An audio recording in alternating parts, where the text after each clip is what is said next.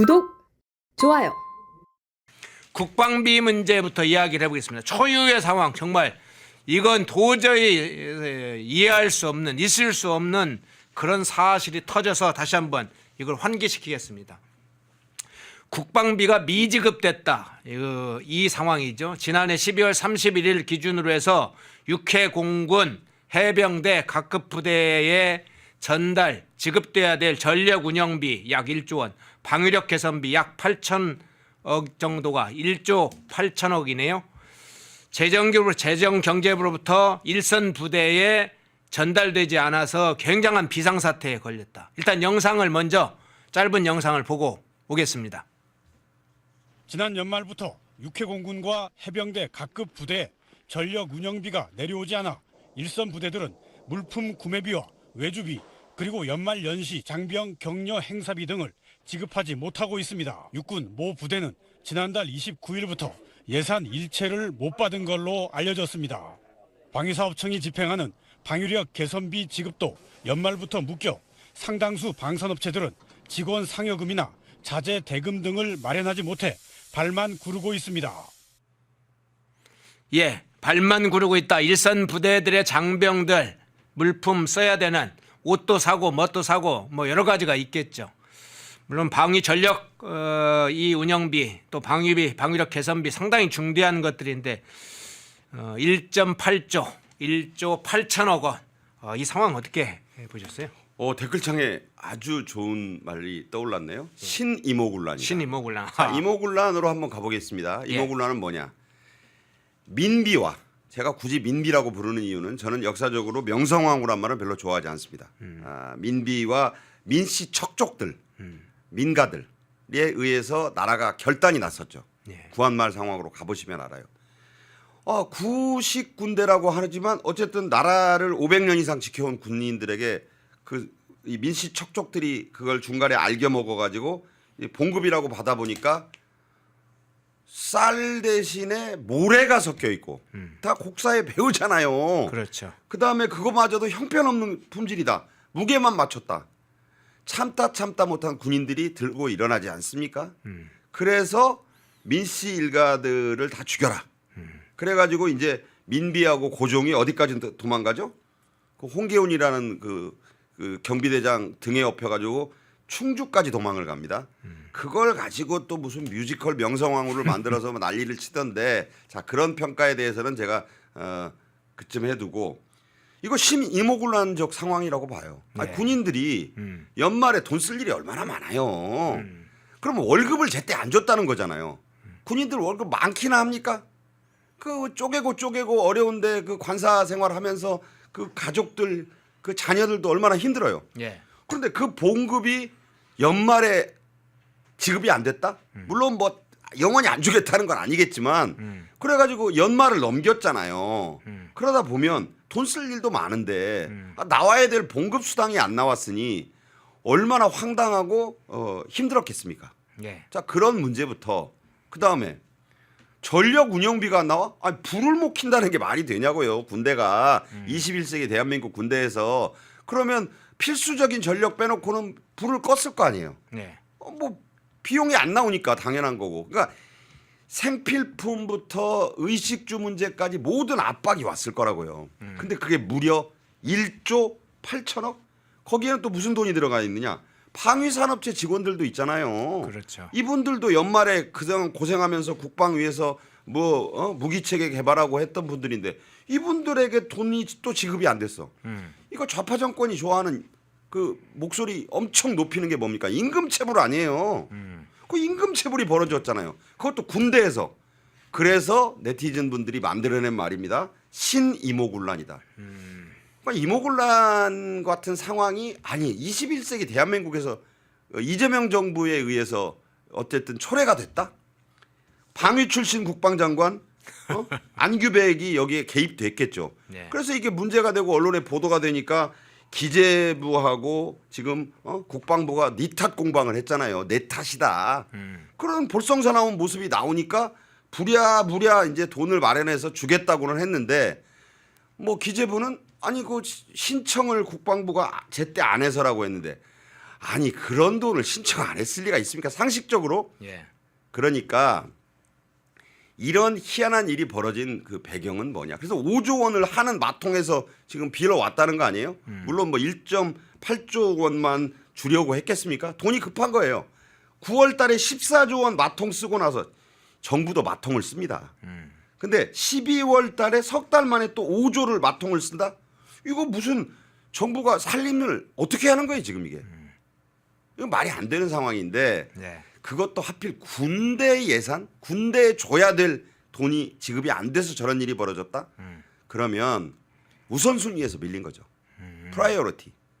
자, 자꾸 방위 얘기해서 죄송합니다만 안규백 씨가 이거 잘 몰랐을 수 있어요. 왜냐면 집에서 출퇴근한 사람이니까 이게 군대에서 이 배지가 뭐 요새는 좋은 거 쓴답니다만 사정을 잘 모르잖아요. 집에서 이 도시락 들고 출퇴근을 했던 사람이에요, 이분이. 저는 그런 생각도 좀 해봤어요. 아, 그런 거고 그다음에 다른 돈을 먼저 앞세우다 보니까 기본소득도 줘야지 농어촌 뭐 예산도 챙겨. 그러니까 우선순위에서 밀린 거죠, 이거는. 국방 예산이 뒤로 밀린 거예요. 네네. 그러다 보니까 야 지금 우리가 남북 대화 해가지고 무슨 이재명이 뽀롱뽀롱 뽀로로가 뭐 남북 합작품이라고 무슨 김정은 뽀로로와 이재명 뽀로로가 만났으면 좋겠다고 그 상하이에서 오면서 그런 SNS도 올렸다는데 네. 우리가 남북 대화를 지금 시진핑 큰형님의 주선으로 좀 해야 될 판인데 군대가 뭐 그렇게 중요해. 애들 좀 기다리라 그래. 그런 말은 안 했겠지만 그런 분위기 속에서 이런 어처구니 없는 희극 같은 일이 벌어진 것이 아니겠는가. 그러니까 신이모군란 상황이 벌어졌다는 말까지 나오는 것이다. 저는 개탄스럽습니다. 네. 주긴 주겠죠. 근데 임금 체불이란 것도 그래요. 주긴 줘요. 근데 그 때를 놓치고 주면 뭐합니까? 자, 추운 겨울에 지금 이 시간에도 오늘 또 오늘 굉장히 날씨가 더 추워졌는데 이 나라를 지키는 장병들이 따뜻한 음식 그리고 제대로 된 옷 뭐 이런 거 월급은 뭐 우리가 여러 가지로 다시 이야기를 그간 해왔습니다만 이런 거 하나도 제대로 지급하지 못했다. 그건 더군다나 정권이 그걸 제대로 지급하지 않았다. 지금 말씀하신 대로 다른 데 돈을 쓰다 보니까 밀렸다. 심각하네요. 그런데 이 사태가 터졌으면 국군 통수권자라고 하는 직위에 있는 자는 어떻게 해야 됩니까? 이거 어떻게 이런 일이 벌어질 수 있느냐? 대한민국 내에서 어떻게 이럴 수 있냐? 안규백 장관 뭐 하는 거야? 당신 경질되고 싶어? 라고 해야 되겠죠. 호통을 쳐도 호통이 아니죠. 호통 정도가 아니죠. 그런데 이재명은 중국 가서 샤오미폰 가지고 셀카를 찍는 것에는 관심이 많았어요. 오히려 다른 현안을 끄집어냈습니다. 소녀상 관련해서 뭐 극우단체 운운하면서 특정 단체를 표적으로 삼아서 경찰이 수사하는 나서는 상황까지는 이재명이 하고 있는데 정작 이 중대한 사안에 관해서는 이재명이 또 입을 닫았네요. 자, 그러니까 이 지금 이재명 정권 하에서 군대는 찬밥이에요. 대한민국 국군의 주적이 북한이 아니라고 하는 정권이잖아요.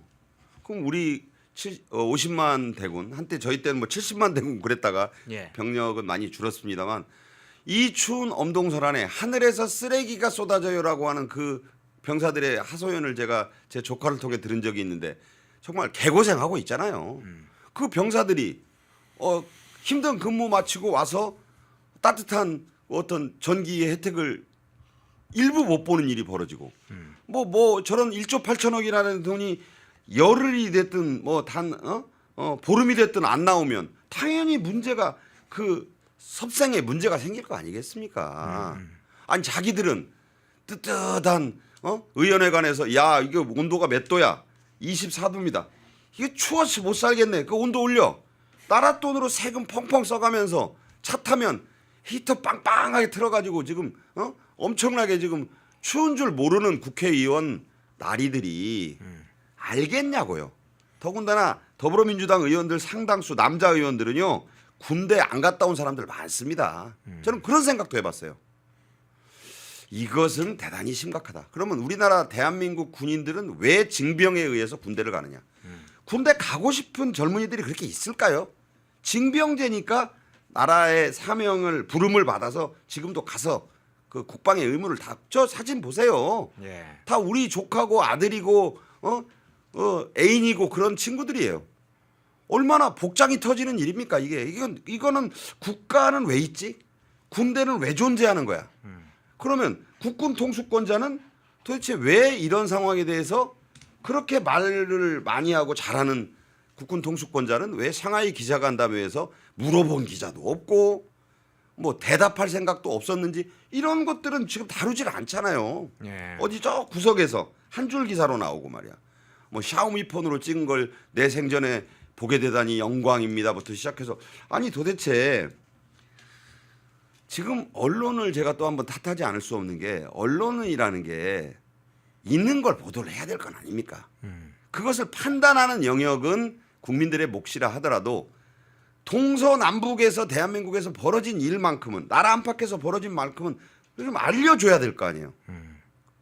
펜앤드 마이크도 그렇고 일부 어떤 사람들에 의해서만 이 소식이 울려 퍼지고 있지 대다수 국민들은 몰라요. 문제의 심각성을 언론이 지적해주지 않고 있기 때문이다. 자, 돈은 줄 겁니다. 예. 돈은 주지만 제때 안 주는 돈이 무슨 소용이 있죠? 꼭 이런 식으로 말하면 되죠. 아 줄게. 언제요? 내 형편 봐서 뭐 내년에 줄게. 심지어 그렇게 말하면 어떻겠습니까 이거? 뭐더 이상 언급이 별로 필요 없는 절체절명의 과제가 이런 것 아니겠냐. 네. 심각하게 봐야 된다.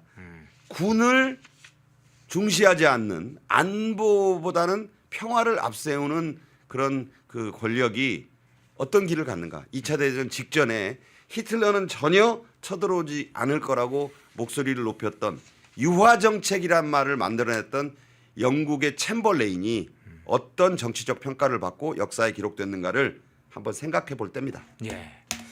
얼빠진 정권의 모습을 그대로 보고 있네요. 국방과 안보에 관해서는 상당히 무관심하거나 소홀히 하는 안보 불감증이 사실은 일반 국민에게만 있는 건 아니죠. 이 정책 담당자들이 그것을 유도하고 있는 거죠. 얼빠진 정권 이모군란 얘기까지도 나왔네요. 그 장면 살펴봤고요. 자, 이제 또 하나의 장면을 보겠습니다. 서해 구조물 관련된 이야기로 한번 넘어가 보겠습니다. 이재명이 어제 순방 기자단 간담회에서 이 중국 측 이 서해 구조물 설치 문제와 관련해서 입장을 밝혔어요. 이 기자들의 관심사이기도 이제 뭐 했던 사항인지는 확인되지 않고 있지만 어쨌든 기자들도 이 서해 구조물 뭐 협의가 됐냐 이런 것을 질의를 한 걸로 알려졌는데 이 문제 관련해서 이재명이 이렇게 답을 했어요. 관리시설은 철수하기로 했으며 향후 실무 협의를 통해 수역 경계를 명확히 확정해 갈등의 원인을 제거하기로 했다. 이 문제도 확인을 해봐야 될 것 같습니다. 중국 측이 어떤 입장인지. 그런데 뒤에 상당히 문제의 발언들이 이어집니다. 구조물은 우리 쪽 수역으로 넘어온 것이 아니라 공동관리 수역 중에 중국 쪽 경계에 살짝 넘어온 것이다. 중국 측은 해당 시설이 양측장과 이를 관리하는 시설이라고 설명했다. 그러니까 중국 쪽에 그 관중에 조금 이렇게 넘어온 것이다. 이런 식으로 지금 해명을 했어요. 저는 저 이야기를 듣고 지금 중국 방송을 이야기를 듣나 했습니다. 시진핑이 이야기를 하는 거나 이렇게 생각을 했습니다. 자, 저 발언 어떻게 해석을 하세요? 우선요. 네. 저는 저 얘기를 들으면서 이제 시진핑이 이재명하고 회담하면서 그렇게 설명했다고 또 설명을 또 하잖아요. 네. 진짜 양식장이라고 하더라. 저는 제가 여러 번 말씀드리지만 진짜라는 말하고 정말이라는 말을 자주 쓰는 사람은 이거 진실을 말하지 않는 사람입니다. 내가 진실을 말하는데 자꾸 진짜야, 정말이야 라고 말하는 사람들 보면 아니 내 말이 진실인데 뭘 자꾸 그 앞에다 수식어를 붙여요. 그러니까 이재명이 시진핑의 발언이라고 소개한 저 시설물 진짜 양식장이라고 하더라고 설명을 해요. 네. 시진핑도 속으로 세상이 다 아는 군사구조물인데 이거를 이재명에게 그거 진짜 양식장이요. 그 옆에 있는 그 관리시설은 그 양식장 관리하는 사람들이 먹고 자고 해야 되니까 그런 시설이요. 라고 얘기했다는 말을 그대로 소개하잖아요. 저는 그 진짜 양식장의 말이 참 이상해요. 실제로 중국은 이 시설물에 대해서 신식 양식장이라는 한자 말을 쓰고 있습니다. 양식장도 구식이 있고 신식이 있나요? 그러니까 자기들이 보기에도 우리가 아는 가두리 양식장하고 모습이 좀 다르게 생겼잖아요. 네네. 여러분 전라남도 그 김양식장부터 가두리 양식장 모습 보면 저렇게 안 생겼어요. 그러니까 이제 자기들도 좀 이거 좀 그렇게 얘기하면 믿어줄까 하면서 신식 양식장이란 말을 쓰고 있어요. 자, 이걸 그대로 소개하면서 바다 위에 그 경계선 얘기를 합니다. 중국 영역하고 한국 영역이 살짝 걸쳐 있는데 그래서 금을 밟았다는 식으로 얘기를 하잖아요. 네네. 바다 위에 무슨 금이 있어요. 그래서 그걸 안쪽으로 살짝 옮기면 아무 문제가 없다 그래요. 좀 이해가 잘 안 돼요, 이 말이. 그런 말도 이해가 안 되면서 이재명이 또 뭐라고 그랬느냐. 국제법에 따라 등거리 중간선에 줄을 쫙 긋고 그렇게 해서 양쪽이 알아서 하면 된다. 깔끔하게 정리가 됐다. 그러면서 알아서 쓰라고 그랬다. 다 그렇게 얘기했어요. 네. 제가 뭐 그대로 전해드리는 거예요. 저는 이 말을 들으면서 참 이례적으로 설명도 자세히도 한다라고 생각을 했지만 중국 입장은 그렇지 않아요. 국제법은 물론 등거리, 양쪽 영해로부터 똑같은 거리에 중간에 선을 그어서 중간선으로 하면 돼요. 근데 중국은 이미 옛날에는 남진해해, 지금은 남중국해라고 불리는 멀쩡한 필리핀과 베트남 앞바다를 80%가 진해 바다라고 하고 있어요. 이게 어떤 논리냐? 이거 중국식 법이에요. 중국법. 중국의 논리는 뭐냐? 배후 인구를 봐야 된다. 우리 뒤에는 13억 인구가 있어. 산동반도부터 시작해서. 이 말이 돼요? 아니 바다 해양법 국제 논리에 무슨 배후 인구를 본다는 말이 있습니까? 그다음에 또 무슨 말을 하냐? 해안선 길이를 봐야 된다. 자기네 해안선이 훨씬 길잖아요. 네네. 이건 국제법을 아는 사람들이 아주 배꼽을 잡고 웃는 얘기를 하고 있어요. 중국은 근데 억지 논리를 피면서 그런 걸 이제 못 받게 하는 식으로 뭘 만들어놔요? 인공섬을 만들잖아요. 네. 그게 저런 것들이에요. 그걸 서해에도 설치해 놨는데 이재명은 그걸 100% 중국의 진짜 양식장이라고 합디다. 신식 양식장이라고 합디다. 이 말을 했어요. 근데 등거리 중간선은 이재명 말일 뿐 중국은 이미 남중국해에서 그런 말을 헌신작처럼 버리고 배후 인구와 해안선 길이에 따라서 80%가 우리 바다다라고 하고 있어요. 서해라고 봐줄 리가 있습니까? 그러니까 좀 그 아무리 한국 기자들만 앞에 놓고 누가 팩트 체크한 사람이 없다고 해서 이렇게 중국의 얘기만 다 소개하고 내가 마치 등거리 중간선을 제시해서 시진핑이 받을 것처럼 얘기하는 것은 현실을 오도한 것이다. 이렇게 말씀을 드립니다. 예, 한 가지 그러면 추가를 좀 해서 여쭤볼게요. 중간선 문제가 마침 이야기가 나왔으니까 중국 측에서는 지금 말씀하신 대로 배후 인구 기준과 해양선 길이에 따라서 이 서해 중국 쪽으로는 황해라는 용어를 자꾸 쓰죠. 서해를 경계선으로 하자 하는데 저희는 이제 등거리 중간선을 오랫동안 주장해 왔지 않습니까?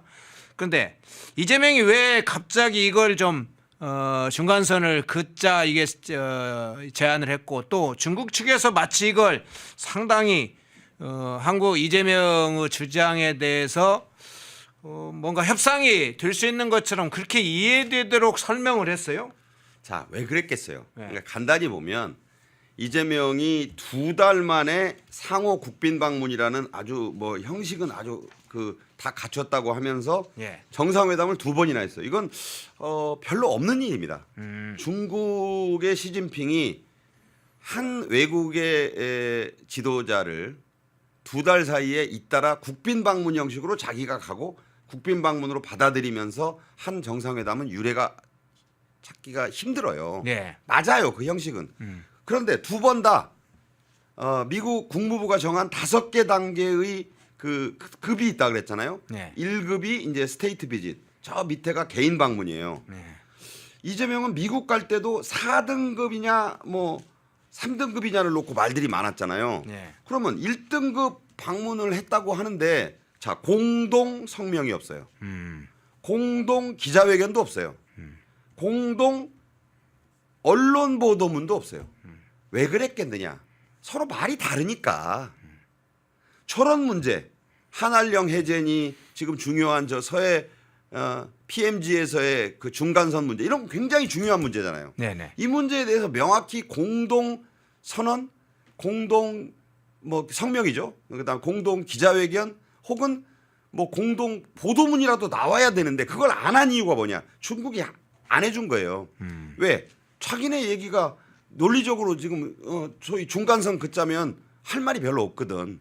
그러니까 그냥 만찬하고 예포 21발 쏴주고 샤오미폰 셀카 좀 찍고 하는 그런 형식적인 거 이외에 준 게 없어요. 네. 공동 성명이라든가 공동 기자회견이라든가 공동 언론 보도문을 내면 법적인 기속력이 생길 수 있는 거죠.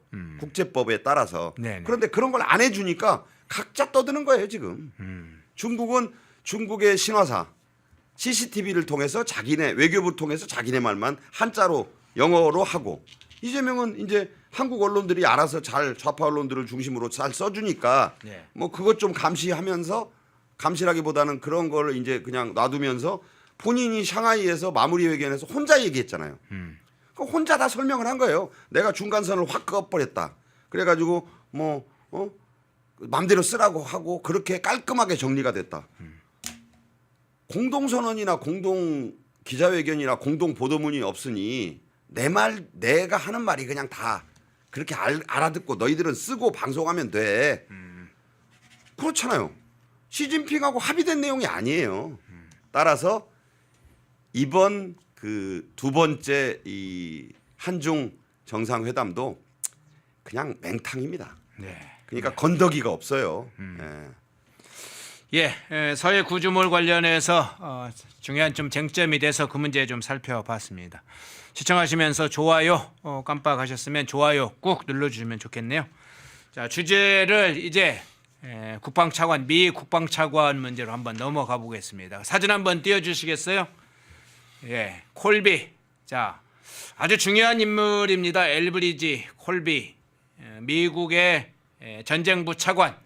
뭐 이제 국방부 이 정신 이전에는 국방부였었죠. 전쟁부 정책 차관이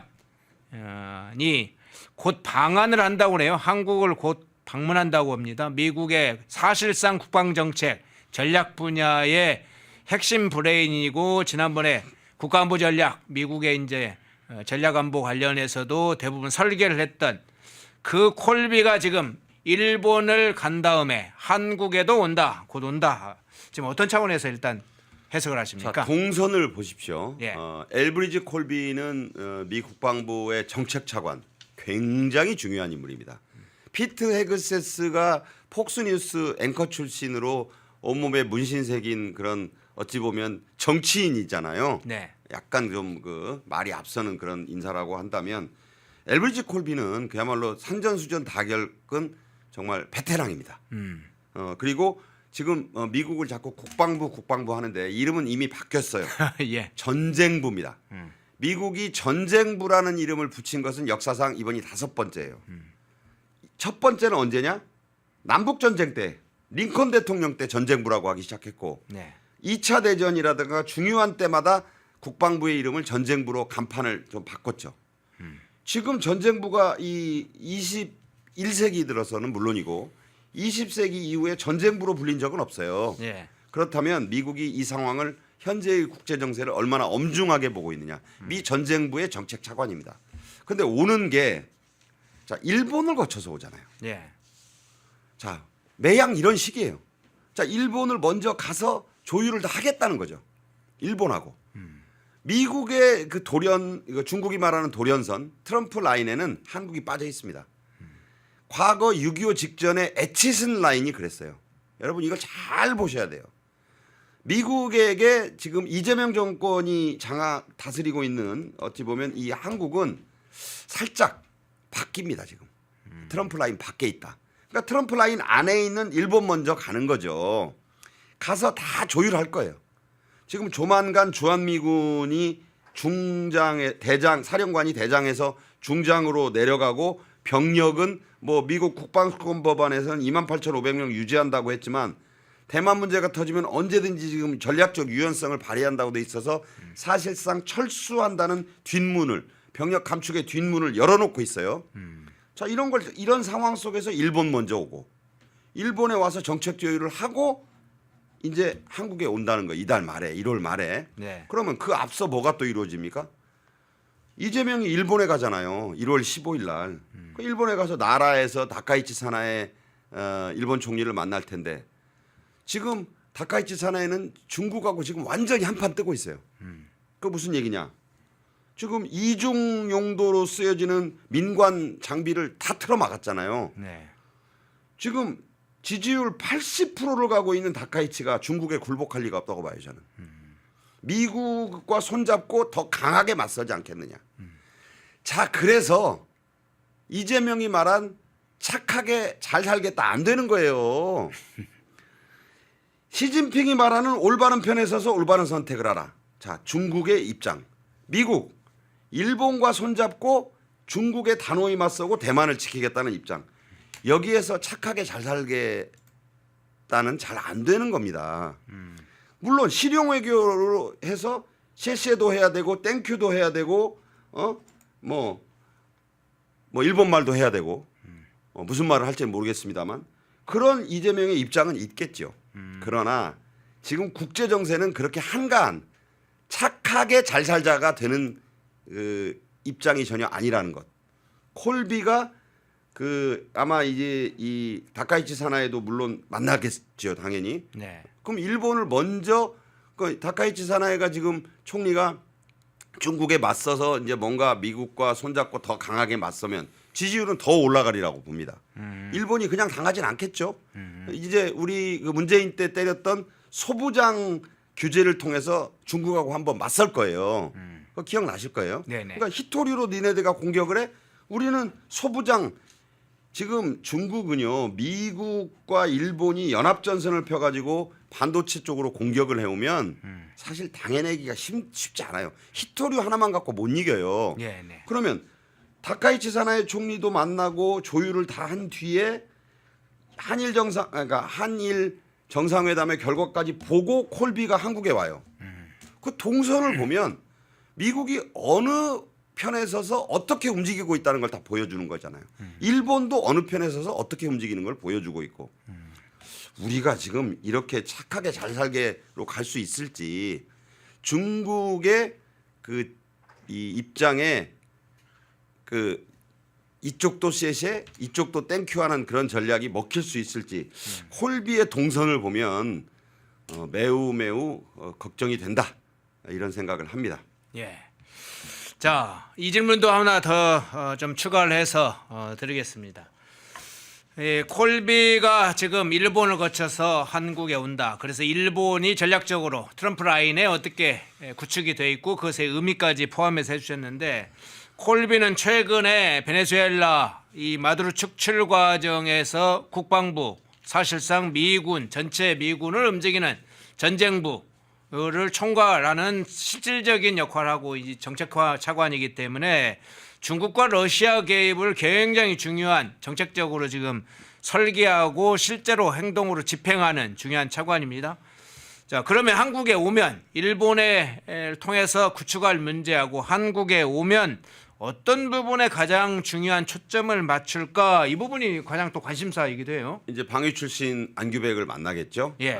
만나서 이제 그런 얘기 약속한 게 있잖아요. 예. 국방비 GDP의 3.5% 포인트로 올린다는 문제에 대한 확실한 이제 계획, 구체적인 납입 계획을 받으려고 할 겁니다. 예. 그러니까 이제 말로만 하지 말고 이제 미국 트럼프 행정부는 수금 시간이 온 거예요. 네. 2026년이 됐잖아요. 그러니까 이제 200억 달러도 이제 청구 일이 도래했지 않습니까? 해가. 예. 그러면 200억 달러 어떻게 낼 건데 그건 이제 경제 쪽에서 말이 되겠죠. 그러면서 이재명 정권이 가장 또 다급하게 생각하는 게 국방비 증액이에요. GDP 3.5% 당장은 아니지만 이거 엄청난 액수입니다.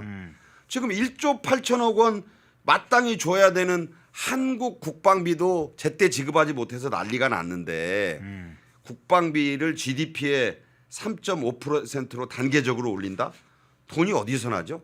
지금 2026년 6월 3일 지방선거 치르려고 지금 돈 뿌려야 되는데 저는요 하늘에서 돈이 쏟아지지 않고서는 이재명 정권이 다 이걸 뭘로 감당하지?